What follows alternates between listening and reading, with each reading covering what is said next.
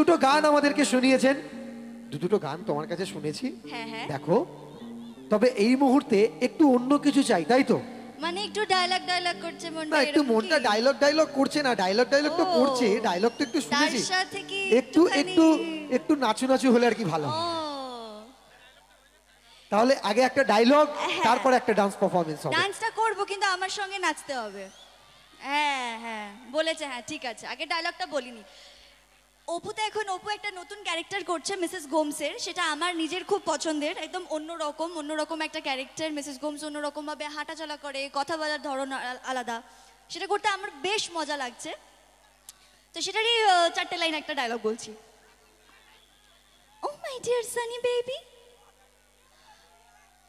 তুমি কি অরফান? তোমাকে কি শিক্ষা দেওয়া হয়নি ঠিক করে? তুমি কি জানো না যে গুরুজনদের সাথে কিভাবে কথা বলতে হয়, তাদের রেসপেক্ট দিতে হয়? কি হলো সানি বেবি? দেখো, আমি মানছি আমার ভুল হয়েছে, আমার উচিত ছিল তোমাদের সবাইকে জানিয়ে বাড়ি থেকে বের হওয়া। আসলে তোমরা লাঞ্চের পর তো রেস্ট করছিলে, তাই আমি তোমাদের ডিস্টার্ব করতে চাইনি। আর আমার তো এটা চাইল্ডহুডের হ্যাবিট, আমি এভরি সানডে গডের কাছে প্রে করতে যাই। এইবারও গিয়েছিলাম, কিন্তু আমি তো তোমাদের বাড়িতে নতুন, তাই তোমাদের বাড়ির আদব কায়দা শিখে উঠতে পারিনি। তোমাদের বাড়ির নিয়ম আমি জানি না, তাই আমি তোমাদের কাউকে বলে যেতে পারিনি। I am so sorry Sunny baby. Mister Mukherjee, আমায় প্লিজ বাড়ি থেকে বের করে দেবেন না। আপনারা যদি আমাকে বাড়ি থেকে বের করে দেন তাহলে তো আমার রাস্তায় থাকতে হবে। আর আমি তো ঠিক করেইছি যে আমি আমার বাকি জীবনটা অরফান বেবিদের শিক্ষা দিয়ে কাটিয়ে দেব। তাই আপনারা আমাকে বের করে দিলে আমায় রাস্তায় থাকতে হবে, আর সেখানকার বেবিদের পড়িয়ে আমি আমার লাইফটা কাটিয়ে দেব। আমি আরো ক্ষমা চাইছি। তোমরা যদি মনে করে থাকো আমার ভুলটা ক্ষমা করে দেবে, তাহলে প্লিজ ক্ষমা করে দাও। আমি তোমাদের না বলে আর কোথাও বেরোবো না।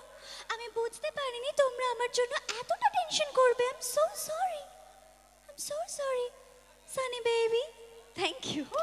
জোরে হাততালি হোক। এবং সবথেকে বড় কথা, এই ভয়েসটা শোনার সময় কিন্তু একটা কথা খুব মনে পড়ে যাচ্ছিল। আমার এখানে 8 থেকে 80 প্রত্যেককেই তো আমরা ভালোবাসি, প্রত্যেকের জন্যই অনুষ্ঠান। এখানে যারা খুদেরা আছে, আমি একটা কথা বলবো, তারা ঠিক রিলেট করতে পারবে। ডোরেমন সিনচানের কথা কাদের মনে পড়ছে এখানে? ডোরেমন আমার ভীষণ ফেভারিট একটা কার্টুন। আমি এখনো সময় পেলে ডোরেমন আর সিনচান দেখি, ভীষণ ভালো লাগে আমার। তো যাই হোক, অসাধারণ একটি অনেক বড় একটা সংলাপ তার নিজের কণ্ঠ থেকে সরে একটা অন্য কণ্ঠে গিয়ে শোনানো খুবই কঠিন একটা ব্যাপার। তার জন্য তো একটা জোরে করতালি হবেই। বলে না আমার গলা ব্যথা হয়ে যায় সারাদিন, এভাবে তো খুব প্রেসার দিয়ে কথাটা বলতে হয়, দিয়ে গলা ব্যথা হয়ে যায়, কিন্তু তবু একটা মজা লাগে, একদম অন্যরকম একটা ক্যারেক্টার।